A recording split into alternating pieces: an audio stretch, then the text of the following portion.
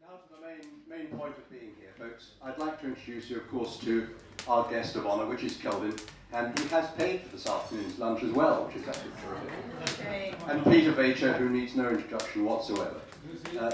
Kelvin has spent all his career, which we're going to learn about, I hope in some depth, in the movie industry. And without further ado, I'd like to put your hands together and say welcome to both of them in the appropriate fashion.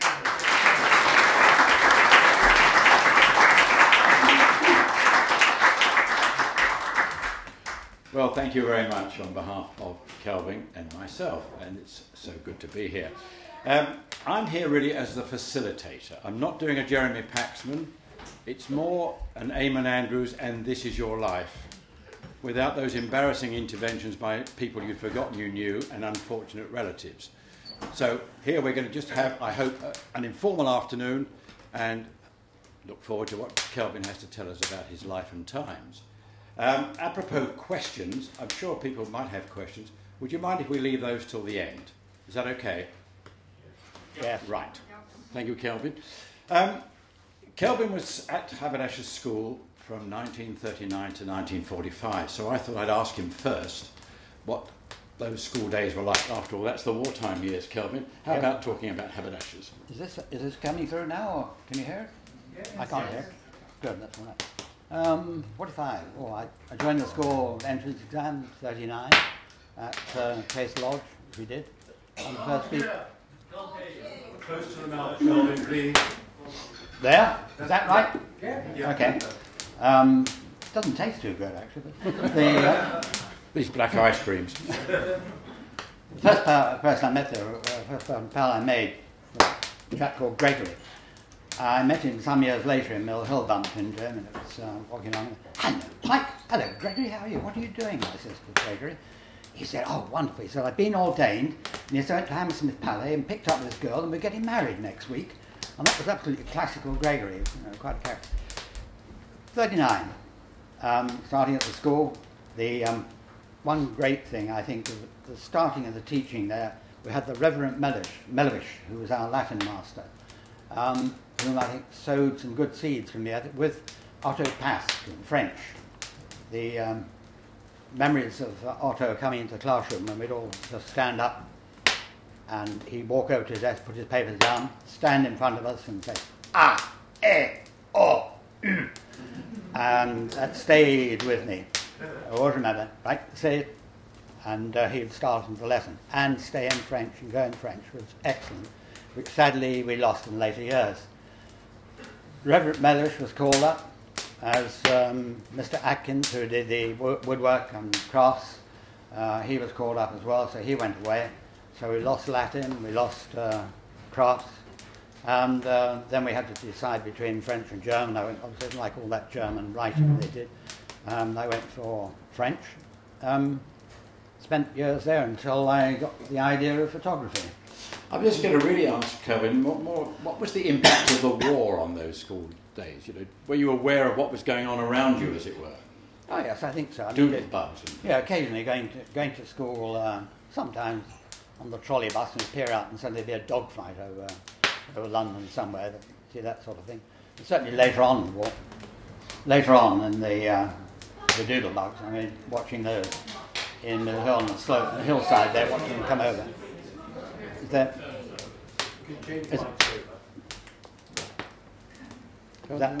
any better? Keep it up. It must be. As they used to say, Kelvin, keep it up. How's that? No. Is that coming through? No? Not coming through? Right. How about the voice? No, that wouldn't work either. We'll just carry on and get on with it. I think the interesting point that we wanted to establish really at this point, okay, Haberdasher School prepared many of us for varied and diverse careers. Nonetheless, Kelvin chose to go into a world that many of us have little or no awareness of. So what was it that got you into the movie business? What turned you on in the first place? I think I got interested in photography at school and then realised the connection between cinema and photography and started looking more deeply into that. Going to the cinema more often, and then I started looking for somewhere I could follow up and found that there was a course at the Polytechnic in Regent Street and applied for that. And they sort of, I suppose, accepted me.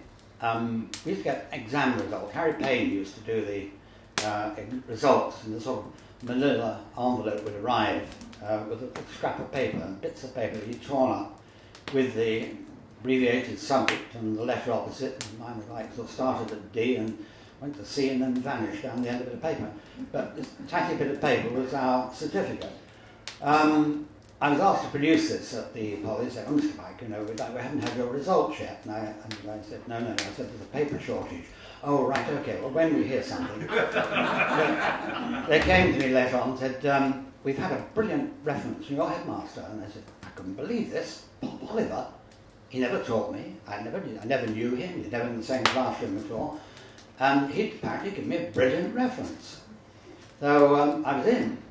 Neil Forsyth always made that point to me, it's pertinent, that after the war, it was very difficult to get into colleges, universities and various further education because they were being taken up by ex-servicemen, were coming out and they had the priority on these places. In fact, the course, when I went on it, we had 2 naval Polish officers, Polish naval officers, an Australian airman, a chap who'd been down the mines, was national or conscription during the war. It was a mixture of people. It was only Howard Jones and myself, who was the son of a railway worker, and myself, who, with the youngest then, stayed there. Howard later became marketing director of Ilford. They varied. That's I always went my 2-year course there. Having talked about, at the end of it, that's right, we got on to the principal and said, "Now look, we should have some sort of diploma, some recognition of this, you know, here's a paper or something just to say we've been." So under pressure, they produced a letterhead, a small piece of paper up to half A4, and this is to certify that Joe Bloggs or Kelvin Pike has attended this course for these 2 years and satisfactorily signed him. That was the end of it. It reminded me, years later, I was working at the National Film School and tutoring a course there, one of the courses, and there were about 8 of them sitting around the table, and somebody being gone off to get a video that we wanted. And I went round the table asking why they were there. And I came to one chap and he said, "Oh, I got an honours master's degree majoring in film at the University of Westminster." I said, "Oh, Regent Street Poly." He said, "No, it was not. It was the University of Westminster." I've got to get political now. Coming back, school. So I went there. Poly, a couple of years. Very intensive. I discovered later that a lot of these chaps, not lucky, graduates actually came out with their honours degrees and that, had not really gone into the rudiments of photography or anything. I mean, I was amazed at their ignorance of rudiments. Anyway, and the same in North America. I found the same thing there, actually. Graduates come in, they had no knowledge of... I can ramble on now, but one occasion... then, coming out of that, sort of start looking for work. I was going to ask you at this point, what was really in your mind? What was your sort of goal? What were you thinking you would like to try and do? I wanted to work at MGM, and I wanted to be a cameraman. I wanted to be a director of photography at MGM. And was that unusual? Was that something that marked you out from the rest of your school friends at that time? Oh, I think so. I think nobody else was doing that sort of thing. There's a chap called Bowen, actually, who became a sound recordist in the business. I don't know whether anybody might know him or not, but he's the only other one, really, I met him. A chap called Pinsko, who read engineering. But otherwise, it was sort of... So you'd marked out a really quite unusual career, hadn't you, in that sense? Yes. And clearly you were very determined. Was there one thing that turned you on to the idea of the movies, you know, a seminal moment? Only sitting in the cinema, realising the connection between photography and cinema. I realised it was basically photography, which I got interested in, and followed on from that. And of course, then going to the Poly, you were, with respect, John, treated something like a man, you know, no longer a schoolboy. You were suddenly a human being, and which I enjoyed immensely. Coming out, of course, trying to get work was now the difficult thing. And, there was an ad in a trade press for apprentice required in the film industry. So I duly went along there and phoned up, went along for an interview and said, "Fine, okay, you're going to start tomorrow, great." No pay. It was on above a cafe in Water Street. Don't they call those internships now? So started there and made a name for myself because the secretary was always late opening the office. and I was able to pick the locks and open up. That's part of the education I had. They got At on. school? Oh no, sort of, it was just the dog's body doing everything, which was great. I enjoyed immensely. But of course, then you're approaching national service, that was coming up. So off we went into the Navy. Right. So tell us about the Navy. Any film work, or was it all undercover work? None of that. I had that later. No, I spent a year in radio school in the Fleet Air Arm, and then I joined to go to see the sea. I joined as a cook and ended up in the radio branch. Spent 18 months around Warrington and 6 months down to Oxford, and that was my sea time. After that, coming down on the Mersey. The ocean at Warrington, of course, is well known. Isn't it? It's cleaned up a lot, actually. It doesn't smell anymore. Oh, right. Coming out of there, we trying to get into the film business. Then, of course, you needed a union ticket, which I hadn't got. Yeah, I was going to ask Kelvin about that, because one has always been made aware of the fact that you needed a union ticket to get into the film industry, but you didn't get a union ticket until you were in the... So it's a really quite strange process. Yeah. How did you overcome that? There was a company called British Tricolor Process, which were designing a system which is basically the same as Technicolor. It's going to be in competition to Technicolor. I found eventually it was probably a bit better, but it certainly didn't have the American backing. I phoned Jack Coop, great colour man, I think it was, and there were not many vacancies. By this time I was working on some government work, which we won't talk about. For, I don't know, 6 months or something, he called me up and said, look, I want somebody to design all the electrical side for the process. And I said, well, I can't do that. He said, come in and talk to me. So I came in, so I said, look, I'm not qualified for this, I don't really know enough about it. And he said, right, you start on Monday. Start on Monday. I didn't do recording, I didn't do sound recording, by the way, anyway, so you shouldn't see about this. So I started on Monday and designing and building all the electrical side for this British Tricolor for the process. While I was there, I applied to the union for a ticket, and of course, being established, I got in as a colour camera technician, which was great. So what is a colour camera technician? Because well, it's an assistant who really just sort of looks after the camera, feeds the film into the camera, and focuses the lens and attends to the lens and exposure and this kind of thing. But really, as an assistant cameraman. a gopher. Yeah, sort of. One from that. So got a ticket, came out, I tried to, going around, I went and signed on in the union, and they said, oh, right, they need somebody, you'll be on the list. Somebody called me up from, I think, Paul Rother Films, and said, we need somebody, what have you done? Well, I sort of mumbled something, they said, right, we'll call you back. And they came back in and said, look, nobody knows you, we've never heard of you, but we're desperate. Which was great, so I went in, and it worked. I sort of managed to bluff my way through and started getting more and more work. And I worked with a lot of these lovely old documentary film units. Then I got a call from Shell Mex, which was a great thing, because that was one of the top documentary film units. So how do you get a call like that? Who would have contacted you in those circumstances? Well, one was building up a bit of a reputation by that time. Going around and people, just for reputation, people were passing your name around. They started looking for somebody. They said, that bloke who just did something, got the tea very well. Get him along. Okay, because that was I think, in the days when people like Shell had active documentary units. I can remember that you could hire the films. I mean, people like, I don't know, Shell, British Coal, British Rail, they all had film units, didn't they? Making documentaries. Would that be right? Right, absolutely right. We were based primarily in Chester, making a film called Stanley Story. The main film we were making was for... That's a refinery, isn't it? Yes, on the Wirral. And we were sort of covering the north of England, anything going on around the north of England we covered.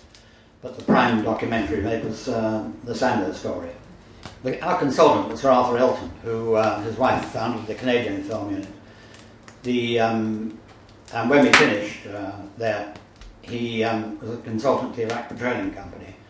So we really went out to Iraq, just for two of us, the cameraman, I was an assistant, out there, and joined up with the director, and we primarily made a film there called Third Ribbon. We spent about 6 months or so wandering around all over Iraq, Jordan, Syria, Lebanon, and absolutely fantastic time. I mean, that's quite a unique situation, isn't it? I mean, you're quite a young chap going out to the Middle East at a time, I guess, when there was a lot of British interest out there. Oh, so you presumably had quite a good time. Oh, tremendous amount. I mean, it was very sympathetic to us. And the lovely thing was, it was a very mixed society. I know they had their problems and that, but I mean, you go to meetings or parties or like, there would be the Shia and Sunni Christians and a mixture that most of the Jews had been moved out by that time, that's very sadly, but the parties would go there. There'd always be beer and scotch for the drinkers, and the Muslims would be lemonade. But they were great entertainers. But travelling around the country, and because seeing it today, we didn't have roads then. There was a railway down from Mosul to Baghdad and Baghdad down to Vacher, but there were no roads in between. So when you're moving around, you were moving around in just on tracks, just across the desert. Years later, I went back on, that was a documentary. Years later, I went back to Iraq on a film called The Exorcist. I was doing all the scenery stuff, all the sites of antiquity, primarily that.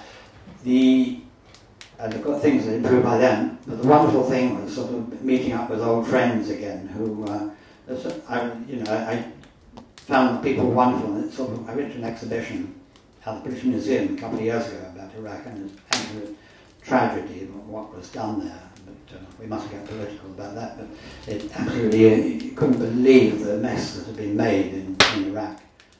Basically, the general people were like us, and we're all a mix of religions and whatever, different types, and they were much the same.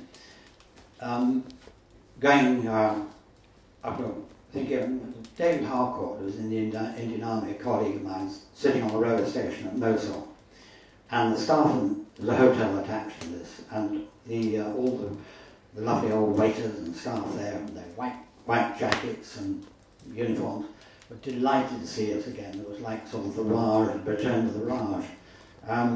One evening, Dave and I were sitting on, almost the first evening, sitting on the balcony overlooking the railway station, looking down, there's all the activity of preparing this train to go down to Baghdad. The nut sellers, water sellers, people hurling bundles of belongings and things all onto the train. We're looking down this, and the waiter comes up and we order a drink, a scotch and a beer. And later on we come back again and we say another scotch, another beer. He returns with the water and the scotch and the beer, and puts the beer down, and he gets hold of David's glass that had the scotch in it, pours a drop of water into it, swirls it round, puts it in the new glass, in a broad Scots accent, he's a waste, not a drop. He'd been working with the Scotch regiment at some time. One of the things standing out like particularly goes, the lovely thing of being the one place at the site we were working in, which was 3 hours away from Mosul. I did that one journey once, and I'm not doing it again. We had a few people in the art department down working in some little rest house near the site. So I said, right, I'm going to go down and stay there 3 hours each morning and night. It was ridiculous. I'll sleep in a chair or something. Anyway, went down and we found a bed, and I slept outside their room, which was fantastic, and just lying there, to lie in the desert, which I'd done elsewhere, and just look at the sky, which is actually not to read a paper. Somebody must have experienced that. It's just sparkling away, and you can almost read a paper by the light of the stars. But just to lie there in the dark. Anyway, I fall asleep, and suddenly there's a nudge. And I wake up, and lovely big eyes looking down at me. And big ears. Was it Ava Gardner? The donkey. She was a nice girl. But wait a minute, going away back to Iraq. Lots of water. Over to you, Peter. Okay. You can see how well we've rehearsed this. I think it's probably quite a good moment to actually talk about your first entree into actual feature film making. We've talked a bit about the documentary scene. And I think that period in Iraq and out in the Middle East sounds fascinating. But what was the breakthrough to getting into what we'll call genuine, feature films, the feature film side? Coming back from Iraq, they wanted someone assistant up in Liverpool. Well, I spent a lot of my life around Liverpool, Lancashire and Cheshire. Went working up in the unit in Liverpool, came down again, signed on the union, and they said, right, they want somebody at Pinewood. So I went over to Pinewood, and I got my foot in the door, and doing tests, and bluffing my way through again. There were different equipment, different cameras, all quite different. There was a super chap there who went to Canada, who sort of mentored me. I started then working around, and word gets around, you're saying hello, and you get to know them, and people pass your name around. So I was going around the studios and doing odd days and odd weeks and bits and pieces here and there. And somebody called me and said, they need an assistant up at MGM Studios at Elstree. Oh, fantastic. So I duly called up, went on for an interview, and I was in on a Gene Kelly musical. It was absolutely fantastic. Where to be at MGM, right, not Hollywood. It's better than Hollywood, I think, that big concrete block in Culver City. But it was superb, and working with Gene Kelly. I'm going to interrupt you. I think it's worth saying that at that time, the very area we're in here, MGM Studios were just down into the centre of Boreham Wood. EMI Studios were there too. So this was really the centre of the British film industry. So for Kelvin to have come through to that point was really quite significant, wasn't it? It certainly was. When you say the centre, there was Denham and Pinewood, or Pinewood really, and Shepperton, which there were other points as well. But there were a number of studios at one time here in Elstree. At that time, when I came in, there was really only 3 rock studios, which are BBC, ABPC, Associated British, and MGM. So MGM then filmed, we started doing, people were working with Magambo, John Ford, the director, and all these people. It was Clark Gable, Ava Gardner. I'd say it's worth reading out the cast of this film. Invitation to the Dance. I don't remember the film, to be honest, but Gene Kelly was the star, and also present were Clark Gable, Grace Kelly, Ava Gardner, Robert Taylor, Mel Ferrer, Anne Crawford, and Stanley Baker, and Lana Turner. How's that for an A1 team? And of course Kelvin Pike. Perhaps people would like to know what experience you had of those great people. Did you speak to them? Were you able to kind of be around them at all? What were they like? Grace Kelly was very aloof. She was sort of Boston Irish, and so she was very aloof. Quite different to Ava Gardner, who was a sort of gypsy and wild. Of course, Frank Sinatra was coming over, and he was with her at that time, so he was always around there. Tell them more. Probably no. I was thinking of Ava Gardner, who was quite, she was a gypsy and wild. On the stages we had little sort of changing rooms, like little sheds, which was convenient for the actors to pop in and just have a rest if they wanted, or for changing. And so one day she goes in there to change, and she strips off, of course, and then somebody looks up and realises there's no ceiling there. And there's all the electricians up on the rail, peering down. Her language was quite right, etc., etc. Yes, and to work with John Ford as well, the director. But he was one of the great directors, yes. Particularly of westerns, wasn't he? One of the superstars of the movie world. What was he like? I was a very, very lowly lad, clapper boy, just right at the bottom, of getting sort of, in a funny sort of way, going down a bit, having come from the sort of documentary world, and all the other bits of stuff I've been doing. Tell people what a clapper boy is, I think. Might be helpful. Right, yes. The construction of and generally speaking, of a camera crew is the director of photography, a camera operator, an assistant, commonly called a focus puller, and then a loader, clapper, then a grip. They all sound very ordinary sort of jobs now. When you sort of come up the other way, the grip generally does a lot of the heavy work, pushes the dolly around. The clapper loader is responsible for the film stock, ordering film stock, getting the film, loading it up into the cameras or in the magazines for the cameras, and keeping all the records, apart from getting tea and generally fussing around looking after the camera crew. focus puller, an assistant, is focus puller, that's an obvious bit. He in actual fact is looking after all the camera equipment, which in recent years got more and more complicated. And assisting the operator, who is now, it sounds like somebody who's just a sort of machine minder or something, but it's a lot more than the director of photography. The actual simplifying it, the actual people who are making the movie actually on the floor are the director and the director of photography. And they really make it. It is a team, and so there are lots of, depending on personalities and people. The operator is very much forward with certain directors in certain places and that. Becomes very involved with the leaders of the unit. But it is always a team. People, jobs merge. Some directors sort of get a bit remote, and you find the time you find that people of personalities come and sort of tend to start moving in and taking over. But these terms, like you're asking about clapper boy and focus puller, there's a bit more to it than it sounds like that. I also asked Kelvin before we spoke, you often see a differentiation when we watch TV between the cameraman and the lighting cameraman.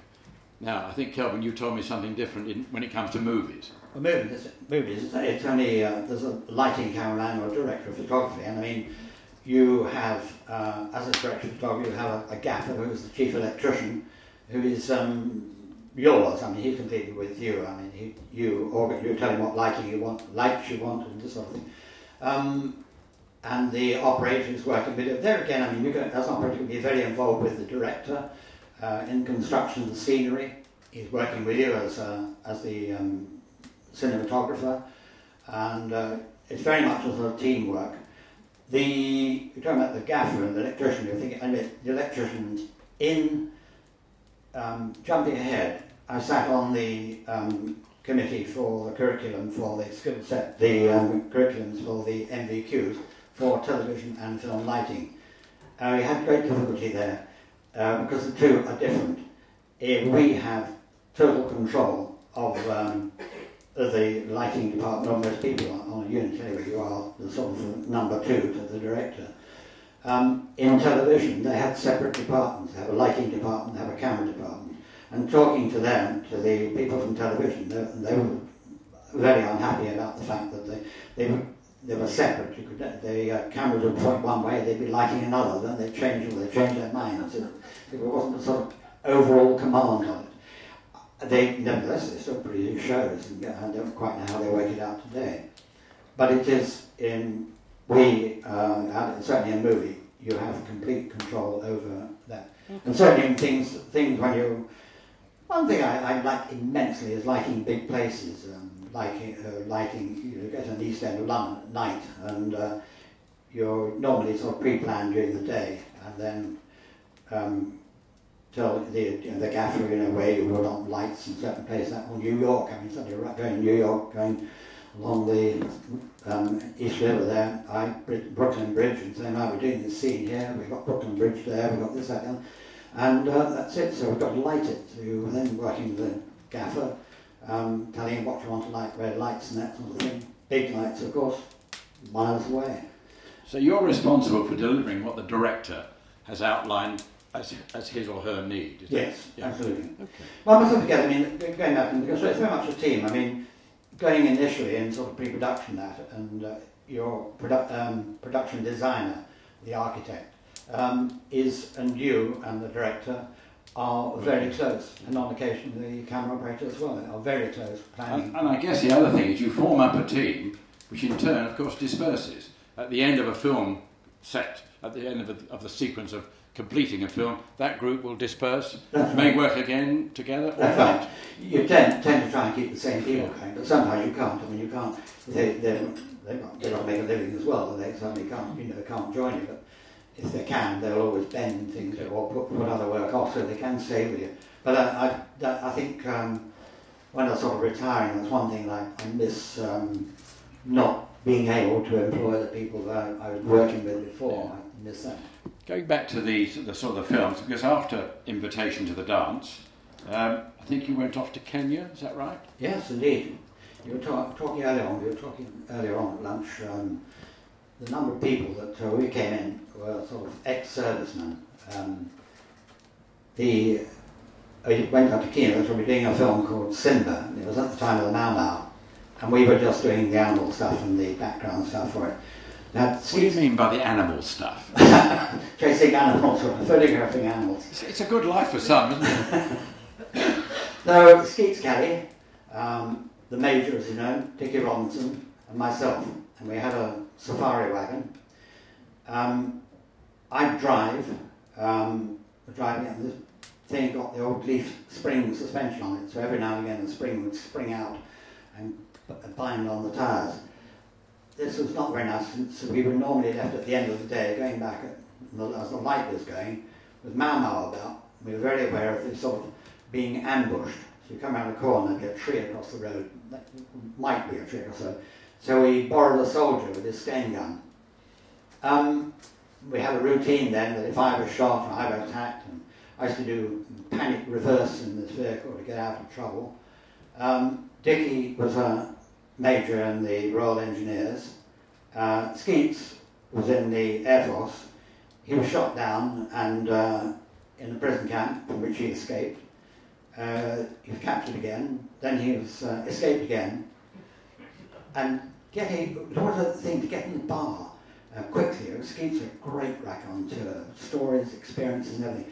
And what I remember when he was talking about is being passed down the resistance line in France, and he arrived at one place and they said, right, okay, we'll give you a bicycle and a beret.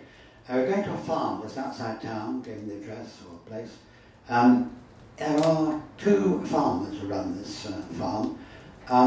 They are they live together. They are friendly. They don't have wives or anything, but they are very close with each other. So Skeets arrives and they say, fine, okay, look after him. Now what we do at night actually, because we have a big bed and we have a big duvet and cover. We've only been raided once. Some German soldier came in and challenged us, and we had the escapee in the bed between us. We were large men anyway, and we hide them down in between us. And Skeets thought, this is okay, fine, okay. But only thing that really worried me was that if something happened during the night, and I liked it, what was I going to tell my wife when I got home? we were staying at the army had a hotel that actually took over, so all the wives and staff were there in the hotel. We were staying there as well. Obviously, one evening, Skeets and others were in the bar with Skeets chatting. Dickie was not there, and then the band struck up, some South American music, and the cabaret started. And we sort of turned around, looked towards the floor, and out comes Carmen Miranda, shuffling across the floor. I thought, bloody hell, that's Dickie. It was Major Robinson with a bowl of fruit on his head and someone doing this cabaret. And then later on, I think of the things he's talking about, these people who are in the war. We were years later, well I won't say years later, another location on in Holland, and we had to stop on the way up towards Arnhem to buy a bridge. He was sorting out the bridge that they were going to relieve Arnhem, where they were standing by on a sort of relief column going up Arnhem. The bridge had been half destroyed and they got the job of repairing it. And so we had to stop on the way to sort of look at this ditch. Dickie was great because, I mean, I was his assistant, but then years later I was sort of promoted from an assistant to operator on an American movie, and Dickie then was on leapfrogging. Dickie then became my assistant, and he was fantastic. Always dapper, always wearing a jacket, tie, and he was always going off to parties and things at the various embassies, and it always sort of mixed in. When we were in London or any time, it was always got to be to a party at some embassy or the Foreign Office the previous night. I don't know what all his connections were, but he was, obviously had some connections. Back to films, I think. I'm just wondering whether Sally knew about all of these extremely diverse characters you spent time with. And yes, well. Oh, Sally. Indeed, right. Different films. You know, but I think there was like a sort of, from this point on, like a steady sequence of films, wasn't there? Yeah. I think you worked with Roger Moore at one point. What about Roger? Roger, very briefly, it was like, very brief actually, on the first film he did, actually, a film called Diane de Pontier.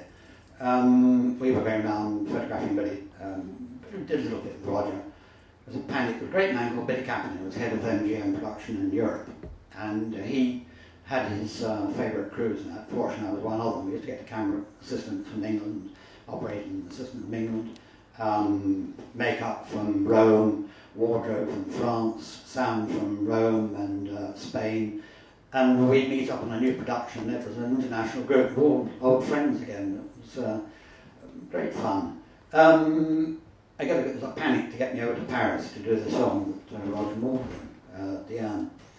I arrived, and on a Friday, I think, went to the office, and the next day, and saw Billy Kaplan, and I said, you know, what time are we starting? And he said, oh, 2 weeks' time, I think, you know.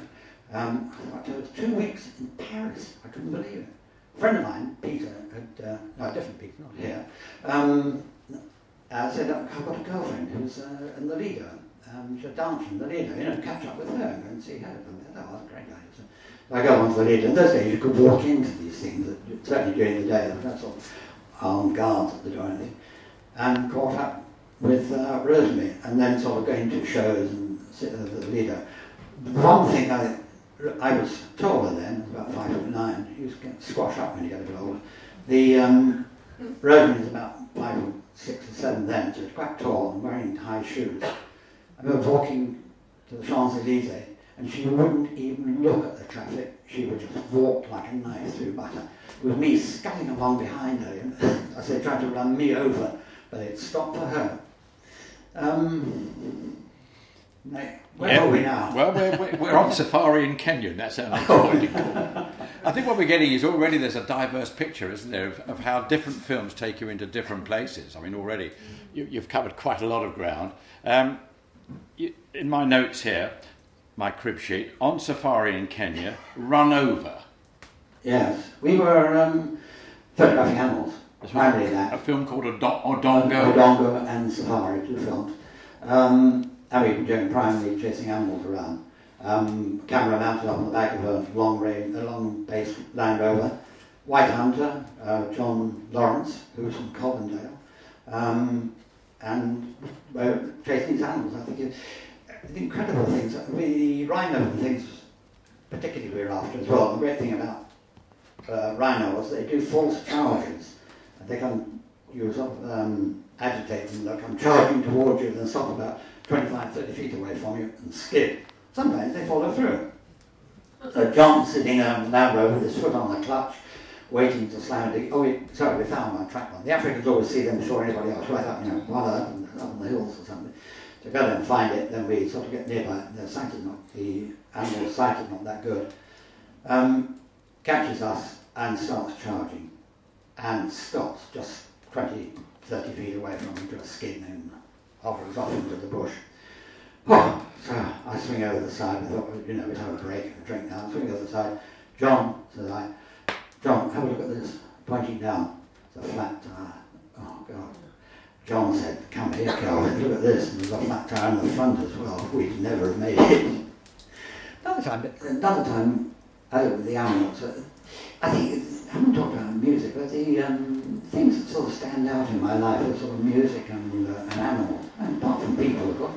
Another time, we went down a bluff on the side of up in the north near the Somali border. We were going down the side of a bank on a river, and I got a camera on my back, and then bloody hornet comes, starts to sting me. I've forgotten my finger. We get wading halfway across this river, and there's a sandbank across the middle. We I just got on there. I said, look on the ground. There's these great big paw marks on the floor. John, what's this? He said, oh, it's a crocodile. I said, oh, wait, he said, well, they're quite fresh too. I said, I think it might be problematic. He said, anyway, he said, don't worry, you'll see them before they see you. I think a life when you move from filming Roger Moore to filming and chasing crocodiles is quite something, isn't it? I wanted just to move on because Kelvin was involved in 2 extremely important British films, the kind of marking of a real coming of age of British filmmaking, and the first of those was Look Back in Anger, which I'm sure we all recall as being really a quite crucial film, Yes. with Richard Burton and Mary Ure and Claire Bloom.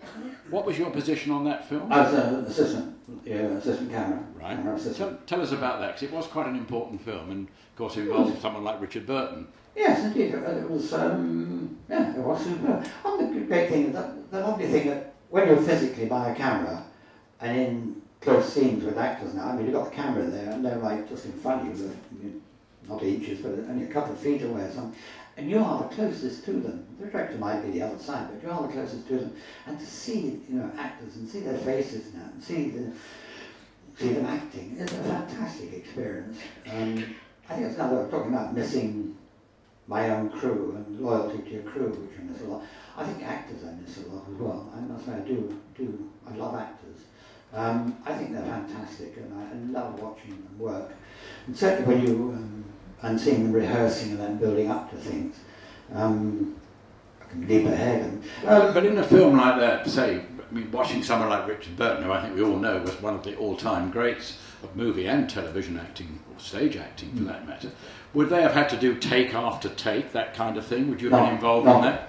Oh yeah, I mean, you're there all the night, rehearsals and taking, yes, but I mean, not with, generally speaking, actors like that and directors like Tony Richardson, I mean, you're doing, I don't know, 3 or 4 takes or something, maybe, and often it's, warming up into it, just what 1 take or 2 takes, it's generally like that. Unlike Kubrick, of course, it was a totally another world, another story.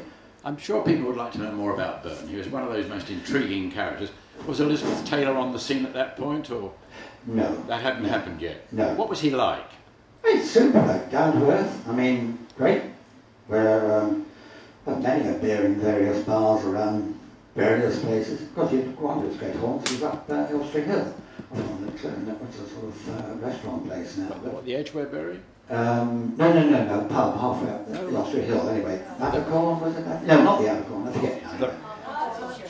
Artichoke. The Artichoke was a haunt of his. Oh right. But he certainly is there again. It was a great one in the bar. I mean, to get a beer there and talk. Did you ever talk about rugby at all? No. He always used to, didn't he?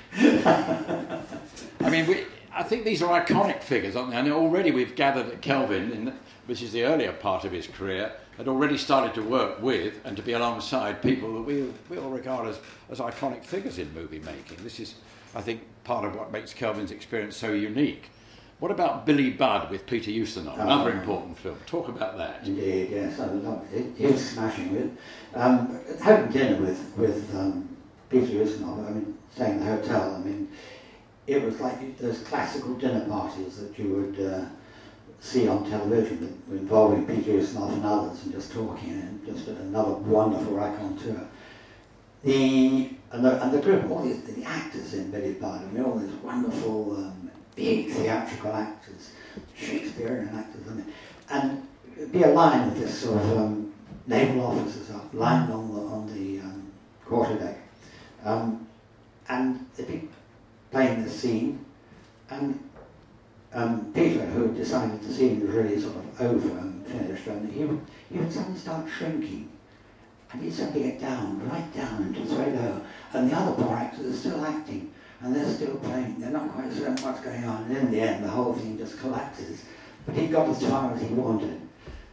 He's, I think thinking, on Billy Budd, that's right, we had there's a big strike going on. Reporters coming through, they're all out in Shepperton, they're striking at Pinewood, and out to Elstree, all about, had the union official came along and sort of stood up in front of the crowd, were all called out, were on the lot, all discussing or shouting about striking.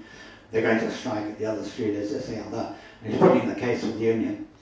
And Peter, obviously, in the union as well. I mean, so Peter Ustinov stands up on the bottom. I mean, it was just ended up it was just an absolute riot. I mean, had this in fits of laughter and no strike. We went back to work.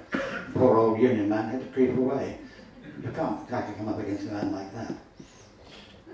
2 weeks in another town, that's Rome in 1961. Again, with the kind of cast that makes movie fans salivate. Kirk Douglas, Edward G. Robinson, Sid Charisse. with the director Vincent Minnelli, who of course was married to Judy Garland, wasn't he? Yeah. What about that as an experience? It was fantastic, because I've been working on Belgrade with Bobby Craskett, an Australian cameraman, director of photography, a lovely man. He was starting this 2 weeks in another town with Minnelli in Rome, and they wanted an operation. I knew the producer, which was Billy Kaplan, who was the MGM man, and anyway, I think Bobby got me to go there. They didn't tell Minnelli or anybody else that I was an assistant and just being promoted. And Billy Kaplan, I remember saying to me, the MGM producers, were saying, "Get it right, Kelvin, you don't get second chances." And fortunately, it worked. It was a fantastic thing to be sort of promoted into that. These people, Kirk Douglas tried to put the skids under me at one point, but Minnelli was very good and just put him in his place. People like. What did Kirk do to you then? Well, it's a bit technical. I mean, he really sort of not hitting, not reacting. One of the great horror things is actors who called jackknifing. They'll be in a chair and they'll be playing a scene up and they'll shoot up like a rocket. The poor old cameraman doesn't get a chance of following that up. And he started by doing that. Minnelli just said, cut. Kirk, you know how to sit up properly, do it. You know, oh, what a one, great, he's on my side. So we had some very complicated things to do. But working with Minnelli was fantastic, because I'm talking earlier about working as a team, operators becoming very involved with the director. And it very much there, and very much more the director of photography. Then Milton Krasner came over from Hollywood, who was going to do the bulk of the film. We had 9 weeks night work in Rome. The assistant, my assistant with me, was one I used to assist, Dickie, who came there. The Americans really liked him. He was so dapper, you know, classic good English, you know, the major. And the rest of the local crew. Edward G. Rollins coming along and came in for a scene, had a scene in the bed, and it was lovely to see. You're just a puppet, a dummy, came along. What do you want? And director Minnelli just explained what he wanted. He just couldn't, absolutely, and then melding him into the performance that he wanted.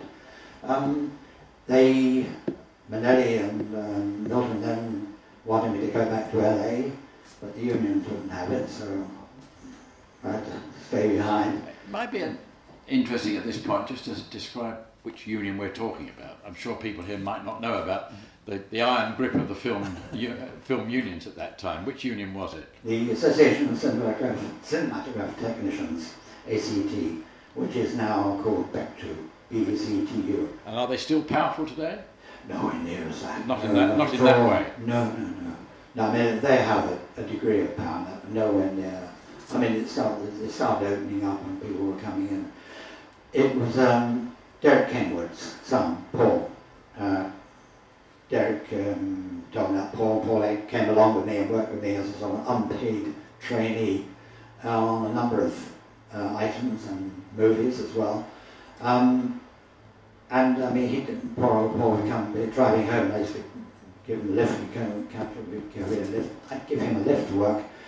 He would say, "Oh, Kelvin, you know, I can get fed up with this." I said, "Well, don't worry, you know, Paul, I had to stack the same thing, unpaid. You just have to persevere and persevere." Of course, he's come through. We did a film, The Empire Strikes Back. That's right. And Paul was on that. And he got. We started getting him paid bits. I got producers when we were doing commercial that to sort of give him a fiver at the end of the day to sort of pay him something. Anyway, got his ticket on Empire Strikes Back, and of course, then he was away. Now he produces for a commercial company somewhere. That's interesting. I think we're going to move forward because one of the key associations that Kelvin had was with the director Stanley Kubrick. And I guess the first film that perhaps most of us would like to hear about, and a film that I'm still bowled over by, was Dr. Strangelove with Peter Sellers. Now, tell us how that came about, and talk a bit about your relationship with Kubrick, and maybe with Peter Sellers as well. Kubrick was, people ask me about what's it like working for Kubrick. First thing I say, you don't work for him, you work with him. you become, I mean, as an operator, and I was talking earlier about operators, directors, photography, directors, and that, you work very closely with him, and he likes small units, and he always acknowledges anybody's idea that might be better than his own. He will go along with that. And you were working up very closely with him, on setting scenes with him. Occasionally you'd sort of be doing a scene with someone like George Scott, and you'd be behind the camera and Stanley would be beside you and say, Stanley, you know, I don't think he, you know, did it sort of, you know, Sandy would say, Kel, what are you telling Kel? I can't, Sandy, you're the director, I'm not, I can't tell it. George, Kelvin thinks you didn't play that too well. I can't, how can you do that? And he would do that to you. Anyway, well, how does he want it played then? But it was that close, and he would accept your ideas. One scene I like to think with Sterling Hayden in the, I don't know if anyone knows the story, but Peter Sellers is seconded to the American Air Force to work with them on this air base. Sterling Hayden's the commander of the air base and then has trouble with his bodily fluids, so we used to go on. A lovely, anyway, people like Keenan Wynn in it, and anyway, get playing with Peter Sellers and Sterling Hayden. I think the scene with Keenan Wynn, who is, that's right, eventually the base is being surrounded by the army because Sterling Hayden, the American commander, has gone dotty. So the American army comes and surrounds the base, they're going to attack it. And Keenan Wynn, his officer in the American army, breaks in, meets up with Sellers, and Sellers is trying to get through to the president. Oh, we're getting on the telephone, you know, they're asking for change. Can you reverse the charge? Call right. Operator saying, no, you know, I've got to make money. Pardon me. So I've got to get money in. So it's a Coca-Cola machine there, but I said, Peter said, goes over there and tries to get that to something. And Keenan Wynn comes along, hey, what are you doing? You know, Peter said, explain, I'm trying to get some money. Like, you can't do that, that's a Coca belongs to the Coca-Cola Corporation. So Peter says, well, use your gun and shoot. I can't do that. You shoot it up and get some money. I've got to call the president. Tell him about this mad man. There's a scene there, we got an operator in, Derek Brown, to working, just doing the inset of the scene there, which was 3 shots, bullets going to the Coca-Cola machine, bang, bang, bang. And Derek lines this all up and comes over, sees me and Kelvin, you know, again, Stanley likes to direct everything, so tell Stanley, you know, he's ready, Derek's ready to do it over there, operating on this, bang, bang, bang. Guys over there, and with the special effects man's got his board there all ready for these guns, all timed up for timing. Gets all ready, so Stanley's coming there. Okay, fine, all right, turn over. Okay. Pow, pow, pow, says Stanley. Derek doesn't move the camera. Gee, Derek, you didn't move the camera. Oh, Stanley, in England we say bang.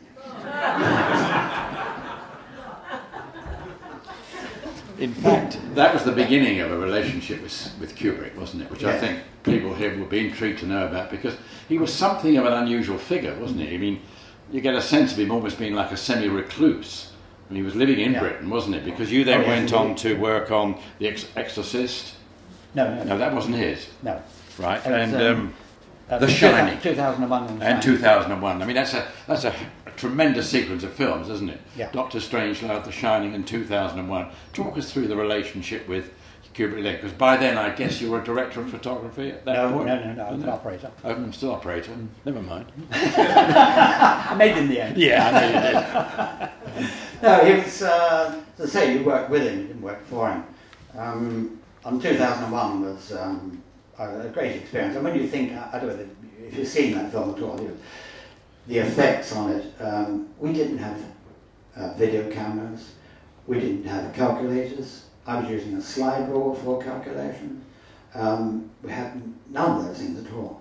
And in the centrifuge, big wheels, about 30 feet in diameter, which we were rotating with people, actors, and myself inside the thing, we all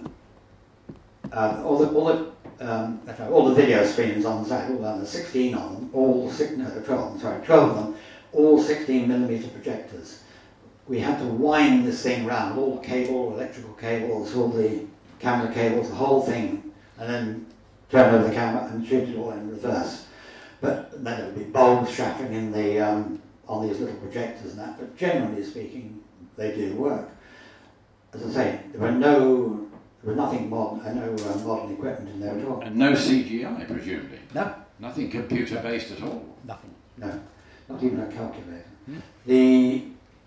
I designed camera carriage for it, which we used inside, but it's funny. We have a radio contact, and there's only, I'd be in there by myself with a grip who would be pulling the big curve in the centrifuge, and the actors would be coming down the other side, and on a slope they'd be sort of trying to keep the right angle and make it look right.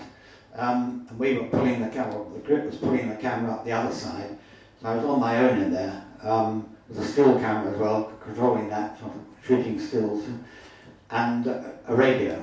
And we had one primitive video camera, it just came out. The video cable was about 5 centimetres, or no, about 4 centimetres in diameter, giant things back on this.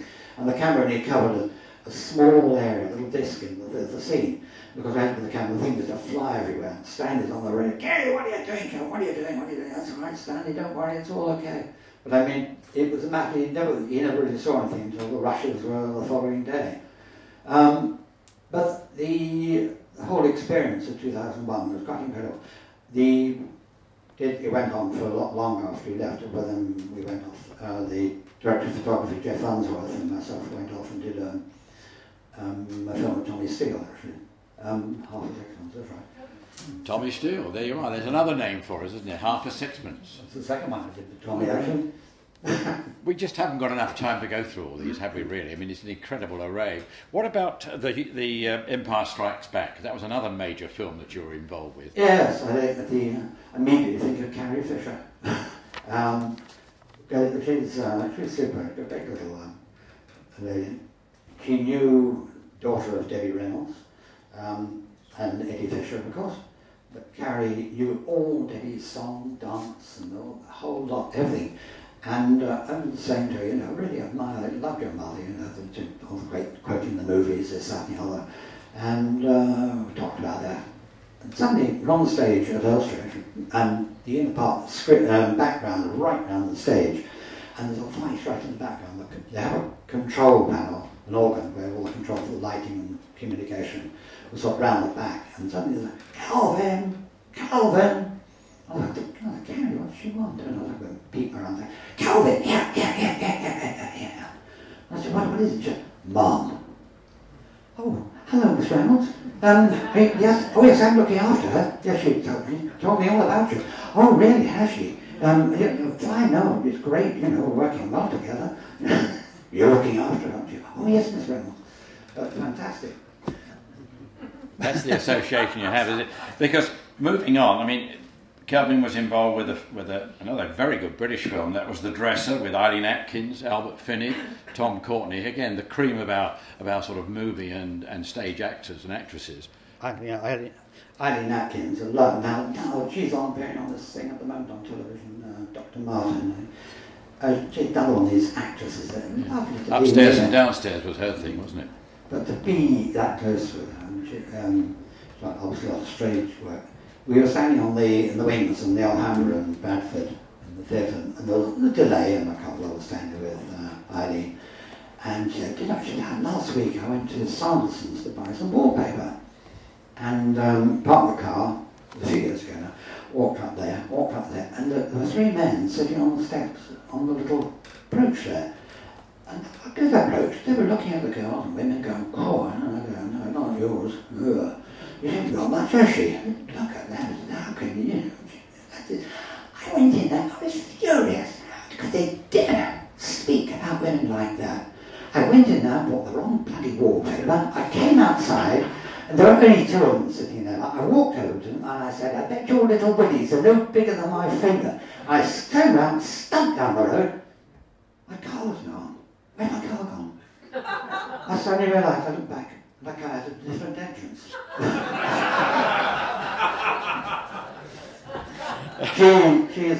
She was superb, a lovely, a great actress. Yes. The whole thing, I mean, the dress, because that was the first although I've taken over on other movies, and a lot of merging and that, although I've been director of photography, I'm taking over from other people, like in Libya. But that was the first one I got to a complete movie of my own as a DP. Yes. And that's how it shows in the credits, isn't it? As director of photography. Yes. So I mean, that's quite a seminal moment. I mean, another person that you worked with, and I think many of us will know, was the director David Lean. And you were on A Passage to India, another important and significant film. Yes, I only did the UK part, I didn't do the stuff in India at all. I'd worked with him on Ryan's Daughter when his operator was off on something else. And anyway, I spent, I don't know, a couple of months with him in Ireland. And that worked well. He's a difficult man, a little bit of a dour man, but not much sense of humour, but communicate. So I mean, this is already a litany of great directors, isn't it? And of significant and important actors and actresses. And I think that's what I'm hearing from Kelvin. I mean, fortunately, I've got a crib sheet anyway. But on the other hand, it does, I think, also remind us of just what a heyday of British filmmaking and the involvement of British technicians, actors, actresses, directors in the wider world of movies was. I mean, I think looking back, that's an incredible period to have been part of, Kelvin. It is. I know. You go to working in the States and talking to people, and they say, "Gee, they can't believe that these movies are made in this country." No, that 2001 that's made in Hollywood. Empire Strikes Back. How you couldn't make those films? Yeah. I mean, we're still obviously a major player in filmmaking, but in terms of MGM in Elstree Studios, it's now the Christian Sanderson Cold Store. Let's bring it right back to perspective. That's what it is today. We're not the force we were in real terms, are we? Not in. I don't know. No, the talent and the technicians are there. I'm not decrying the talent, but the involvement in filmmaking is less than it used to be. It's incredible, actually. We get a list the other week of movies made and released in this country. I can't do the list now. It's something like 170. It is quite incredible. I mean, a lot of them, I'm being blunt about, are rubbish. British rubbish. Yes. Or international rubbish. Not only British rubbish. I think moving along, because I'm conscious of time, and I know we could ask Kelvin to talk about different films and different encounters for the rest of the day, but I think perhaps just to bring it nearer to, as it were, the conclusion of your time, what about the relationship with Alan Alda? Now, I think many of us will have known Alan Alda as one of the key actors in the film series MASH, the TV series. You had quite a lot to do with Alan Alda, didn't you? I did 2 movies with him, actually. Mm-hmm. He was a great man. In my life, I think there's certain men that stand out in your life that are more than just friends or anything. I have, personal friends that stand out with him. He was certainly one of them. Great man, lovely, lovely man. Very generous, very open, very friendly. The first time I worked with him in Toronto, arrived there. How did I get that? I probably got the job through a producer producers I've been working with. And they told me then to get work in the States, they had to get references from 6 established film producers to get me a permit to work there. But after a couple of weeks, we were in pre-production in Toronto for a few weeks anyway. And after a week, I think I said to Alan, we haven't really talked much, about what we're going to do in the movie, the style and everything else. And he said, "No, you're right, Kelvin." So what are you doing? I said, "Well, I'm doing nothing. I'm here." And he said, "Right." I said, "Lunch tomorrow." Lunch is Italian food, so we go to a restaurant, have a super meal, and he said, "Right, shall we go?" I said, "Well, shall we walk back?" Let's walk back. So we're walking down the road. He suddenly grabs my arm and says, "Right, we're going to have fun, and while we have fun, we'll make a movie." And he was very much like that, and it was kept on a very high level. And are you wearing the watch he gave you? Yes. Tell the people about the watch. He did little things like that. At the end of that movie, I suddenly, at the finish of it, in my room, there's something little parcel there, and it's a watch. But it's inscribed, isn't it? Oh, yeah. Another nice thing was at the end of the next one I did with Betsy's wedding, that's right. Because we're talking about family and that, my younger daughter was like coming up for, we'd been married at that time.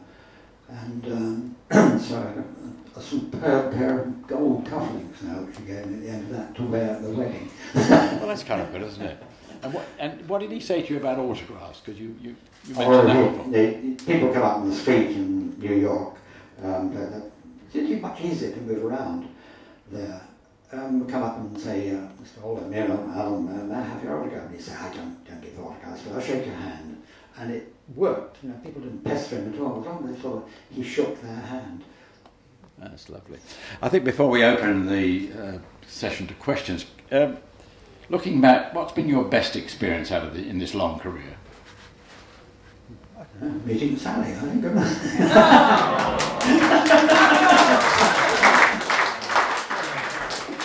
And I understand that was without any rehearsal. I tell you the reason why that.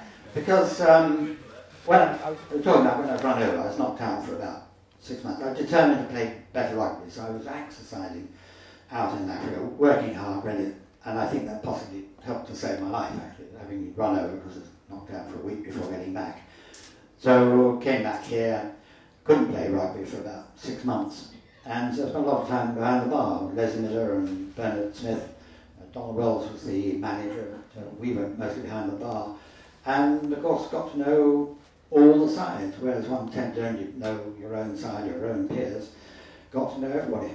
And I'd run a couple of dances out here, and I had music which supplied, recorded music and supplied. And Roger said, look, I've got an office party coming up at Christmas, I wonder if you could come along and do the music for me. Roger? Roger Parker, whose face is on several of those pictures up there. He's one of our greatest players. So we went along to this party, and we met in a boozer in Ealing, and that's where I met Sally, who was his assistant. So I got two things.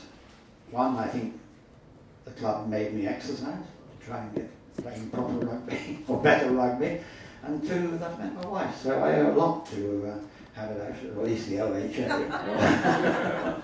That was an unexpected credit for the OHA, wasn't it? I'm now, of course, going to ask you, what was your worst experience? Oh, Peter Bretty asked me just now, who was the most obnoxious actress you've ever worked with? I can't remember her name now, tactfully. I don't know. There have been some pretty hairy ones, pretty frightening ones, actually. I think, sitting on the top of a cable car coming down a mountain. I think on aircraft stories, several aircraft stories, chasing another aircraft around and over Watford in cloud, and suddenly going to a cloud in the pilot saying, shit, God, where are we? And before I got out of that, obviously. I think you're flying, some flying experience. I was flying with some nut in Scotland who couldn't read a map.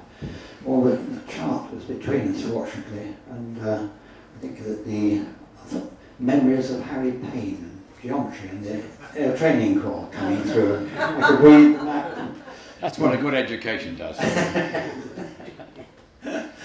shouldn't forget Mr. Bayman as well. Looking back, is there anything you would like to have done? Any regrets at all, Kelvin? Regret is a strong word, but I think you put it right first. I would like to have done.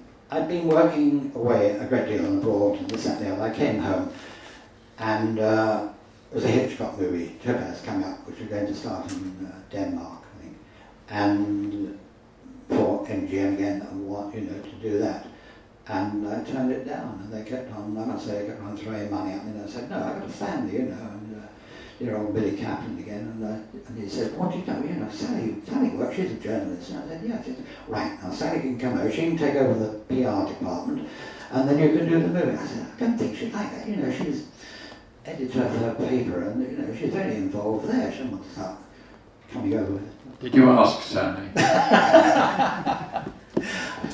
I don't know. probably discuss Perhaps that was a regret. I think what we've heard is that there's very little room for regret in Kelvin's career because of the amazing array of things he has accomplished, been part of, the associations with actors, directors, all of them whom are household names in the movie business, and I think that's a fantastic account of an extraordinary career. Thank you, Kelvin.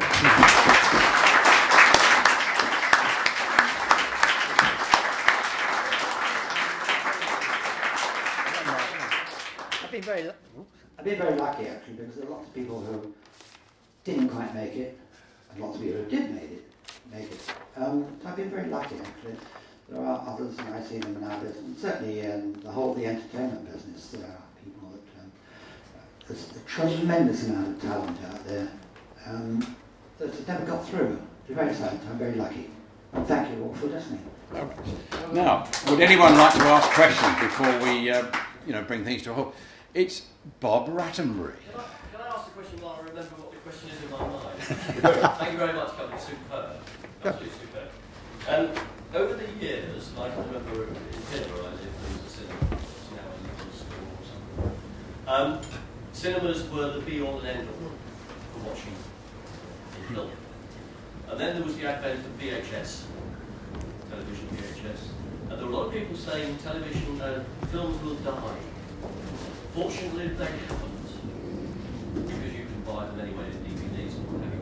Do you think it will ever kill the cinema profession? The reason I went was because sitting in the back row, of course, was a different story, but that's not I don't think so at all. I mean, because cinemas now, certainly with 3D coming in, a lot of the IMAX, a lot of cinemas are expanding in some directions. No, they're technically, and behind the scenes, they're very active indeed. With the multiplexes, and so with the 3D, I think they have. No, I think they'll still be there. They're still one bit ahead. And films still used. I mean, some films are still used. It's not. It hasn't been completely rejected. I think attendance figures are up actually, yes. Aren't they, overall? Okay, anyone else? Oh, that's our president, Kelvin. Hello, sir. You've obviously worked with some very famous actors. Are there any characteristics and qualities of those great actors which make them great film actors, as opposed to, for example, stage actors? When you are shooting them through the lens, are there things that you can see and where you say, yes, that is an outstanding performance? I think being close to them, that close to them, just saying, look back in anger.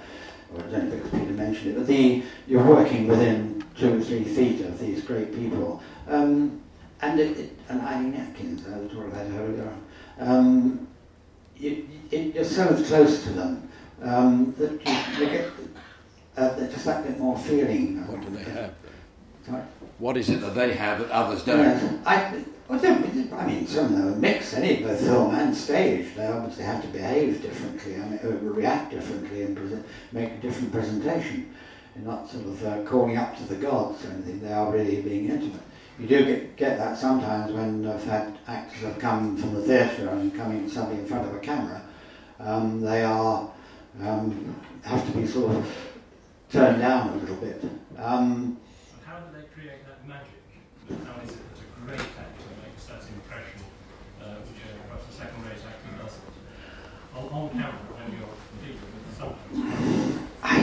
subject. Just by them being what they are. It sounds a simple answer to it, but it's just being what they are. And that's why they are there, and why, as I said, there's so much talent that's not made it.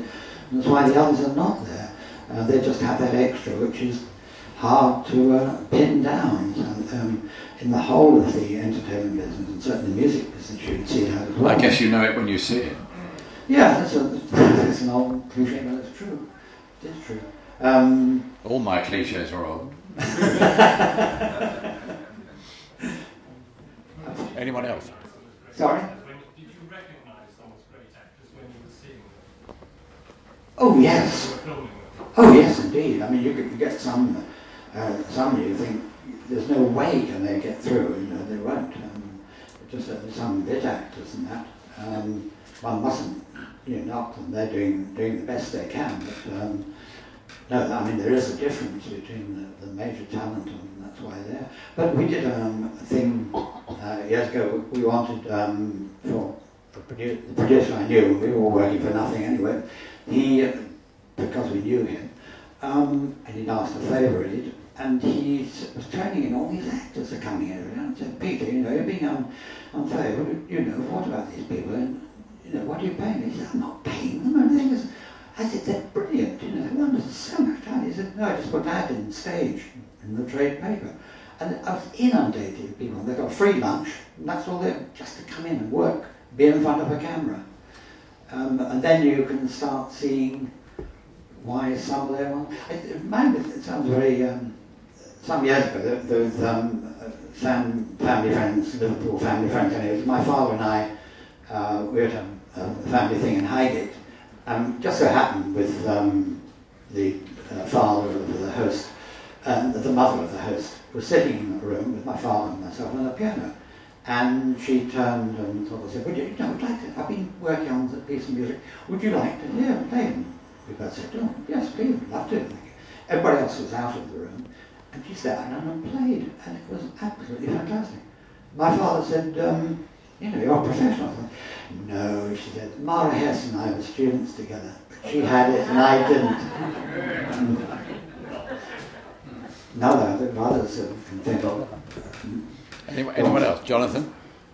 Wonderful talk, Kelvin, but could you complete it for me by telling me of your experience with Jack Nicholson in The Shining? Was it particularly frightening for you, being right in front of him via the camera, when he burst through the door with the axe and said, "Here's Johnny"? Was that you filming that at that moment? Yes, I mean, it was certainly frightening that, but Jack was a great ally of mine, in actual fact. On occasion, we were doing. With Kubrick, it was like one day a month. He'd be on your back, pick on everything. He'd find fault in everything you were doing. And one thing I was not working on to understand was Kelvin, you know, this, that, and the other. And Jack turned around to him and said, Stan, which he didn't like being called, Stan, leave the guy alone. He knows a lot more about it than you do. But he was, not frightening, certainly, with the axe coming through. And it could be, you know, it could be frightening, but Jack is Jack. I mean, it's almost, with respect to him, he's almost always Jack. But he played himself virtually in every role that he took. Okay. Ratters. Am I allowed to say more?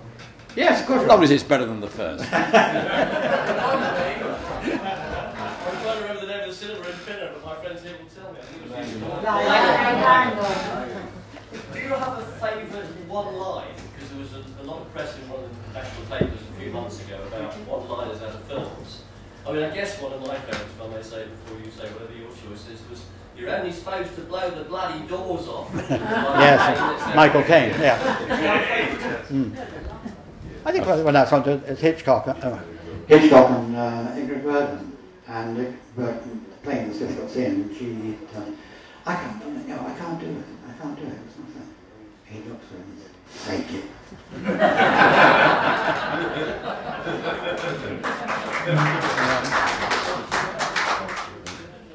Probably. Any more questions, folks? Okay. Well, if there's no more, I think we'll perhaps ask you again to say thanks to Kelvin for giving us his time and his stories. Thank you.